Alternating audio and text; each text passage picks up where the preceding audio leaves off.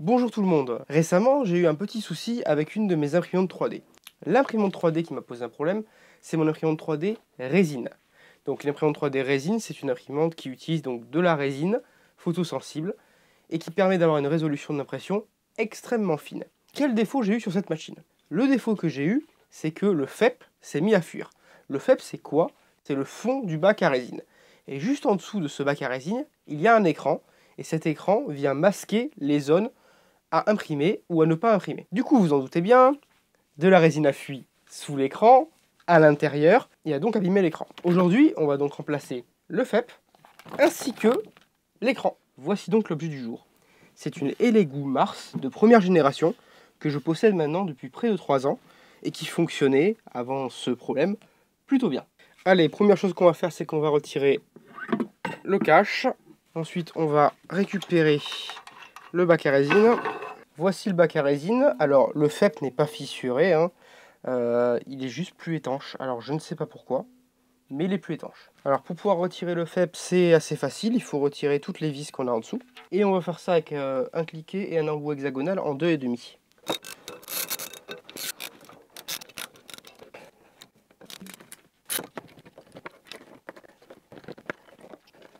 Voilà, toutes les vis sont retirées. Alors, est-ce qu'en appuyant comme ça, oui, on arrive à le faire sortir? Super. Donc le FEP est emprisonné entre deux plaques de pression. Voilà. Qui est monté avec de la vis. Ne faites pas attention aux diverses traces de corrosion. C'est juste que j'utilise des résines qui sont lavables à l'eau. Et j'ai pris la sale habitude de laver mon bac dans l'évier. Et de mal le sécher.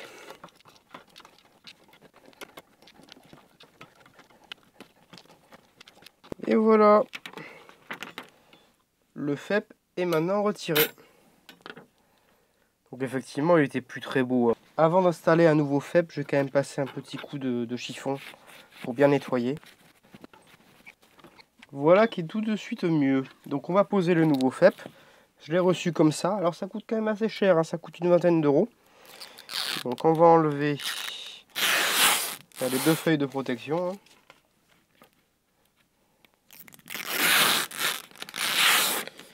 Voilà, la pièce de plastique. Alors en plus, moi la mienne est un peu abîmée ici. Bon, ça n'empêchera pas la machine de fonctionner, mais disons que c'est un peu rageant quand on a payé ça plus de 20 euros. Je vais essayer de le mettre ça dans un coin. Hop, on va poser ça dessus.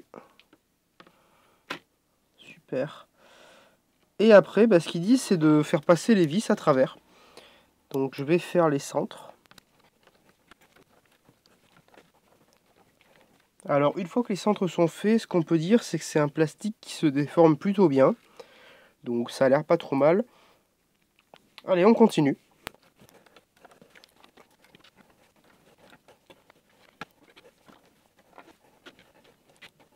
Maintenant, on va couper le surplus avec une lame, en évitant de transpercer la partie à utiliser. C'est pas la plus belle découpe du monde, hein, loin de là, mais ça suffira amplement.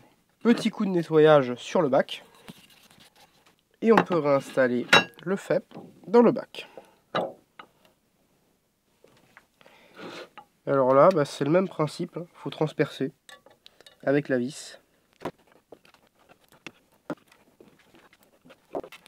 Toutes les vis ont été approchées, on va pouvoir serrer. Alors je vais serrer plus ou moins en croix.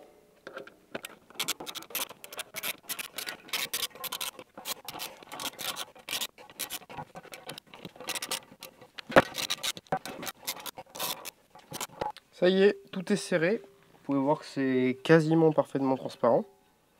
Et surtout que ça fait un bruit de batterie. C'est très drôle. Occupons-nous maintenant de cette machine. Alors, première chose que je vais faire, c'est que je vais ouvrir les panneaux.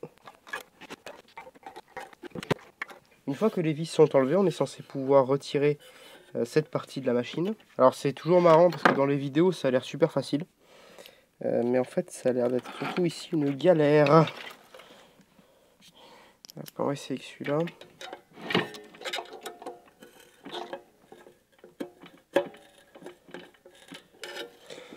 D'accord. Ouais, c'est bon. Donc faut faire un peu levier pour que ça sorte. Voilà, le carter avant est retiré. On va enlever le bout de scotch qu'il y a ici. Et on va débrancher la nappe flexible. Ça, maintenant, on peut le mettre de côté. Ok. Alors, dans les explications, il disait aussi d'ouvrir l'arrière. Et nous voici face à la machine totalement désossée. Alors, la chose qu'on peut voir, là, qui est intéressante, bah, c'est que j'ai l'une vraiment des premières machines fabriquées. Parce que là, j'ai un port Ethernet. Donc, en théorie, je pourrais la brancher à mon réseau et puis imprimer depuis mon PC. Bon, on va pas faire ça de suite, mais je sais que si j'ai besoin, je peux le faire. Alors l'écran, il a l'air d'être branché ici. Ok. J'aime pas du tout ça. C'est... Il y a comme des traces de résine. Oui, d'ailleurs, ça sent la résine. C'est pas bon. On va essayer de débrancher l'écran. Ah oui, non mais c'est recouvert de résine. Oh, mon Dieu. Ça veut dire que c'est passé jusque là. Je vais essayer de retirer l'écran par le dessus. Bon, l'espèce de verre là de protection se retire. Et l'écran, normalement, juste en dessous, devrait se retirer aussi facilement. Bon, bah là, de toute évidence, on a de la résine qui est passée sur la plaque de verre. Alors, je sais pas si vous allez réussir à le voir, mais si, là, vous le voyez. Ici, là, il n'y a pas de résine, là, il y en a. C'est juste qu'elle s'est déposée hyper uniformément. Et du coup, bah, ça se voit pas trop. On va essayer de dissoudre tout ça à l'acétone. Voir ce que ça donne. J'espère que ça va marcher. La bonne nouvelle, c'est que l'acétone semble être efficace. J'arrive à enlever de la matière, donc c'est très bien.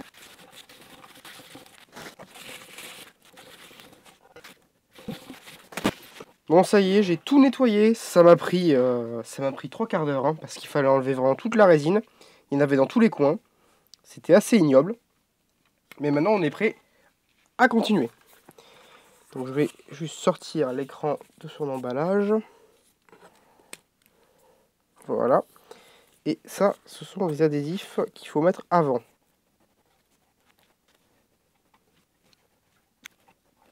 Ça y est, tout est posé. Je vais utiliser une lingette à lunettes pour m'assurer que la surface est vraiment propre. Le temps que ça sèche, on va déballer l'écran. Donc ici, il y a un adaptateur si on utilise un autre modèle. Et l'écran en lui-même. On va retirer les protections des autocollants. Et maintenant, on va pouvoir procéder à la pose de l'écran. Donc il y a un film plastique à retirer ici. On va glisser l'écran, comme je disais, dans la fente.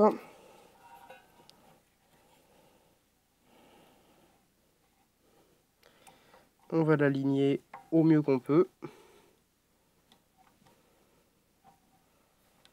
Et on va presser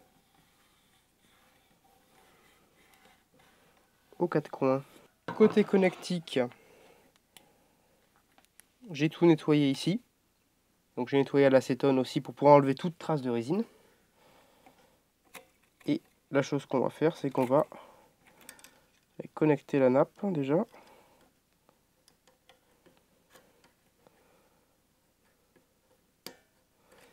Parfait. Maintenant, on va pouvoir remettre l'écran en façade et juste réaliser un test, voir si ça fonctionne bien. J'ai ramené l'alimentation de la machine. On va brancher ça à l'arrière. Et on allume. Donc déjà cet écran là, il fonctionne toujours. Elle démarre.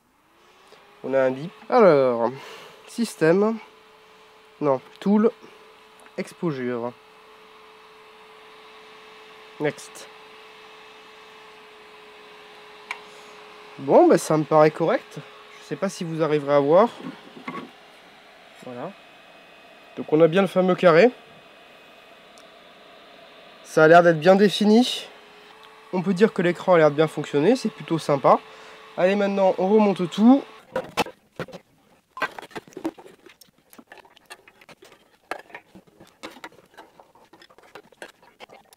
Allez, la touche finale.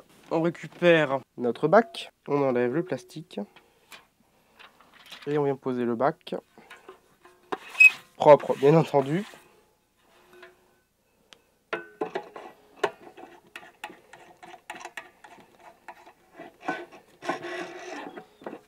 Hop, directement ici. On va remonter la plaque.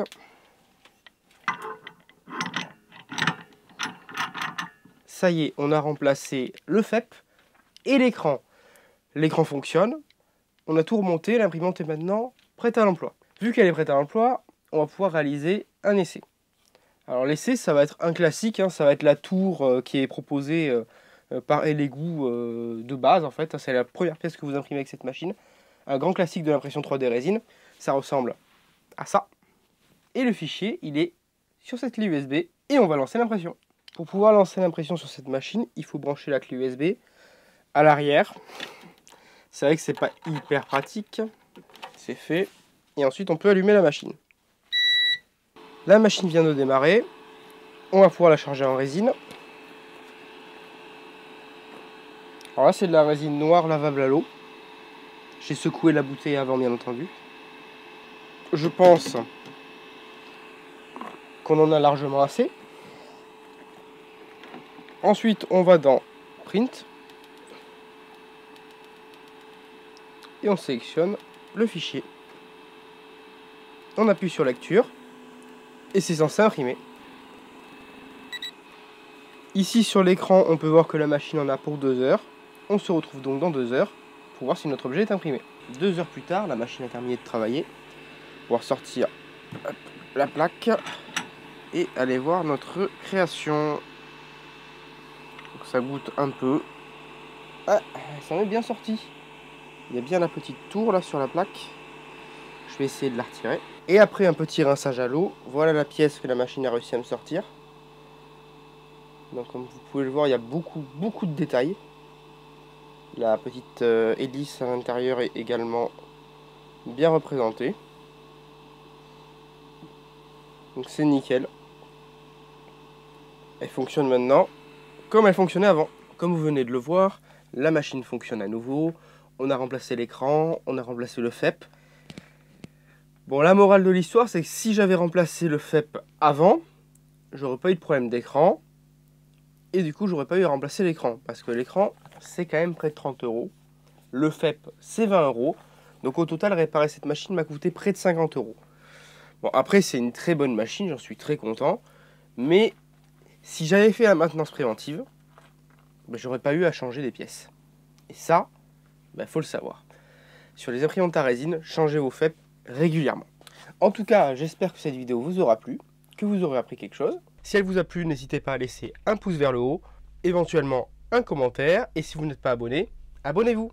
Et je vous dis à la prochaine pour une prochaine vidéo.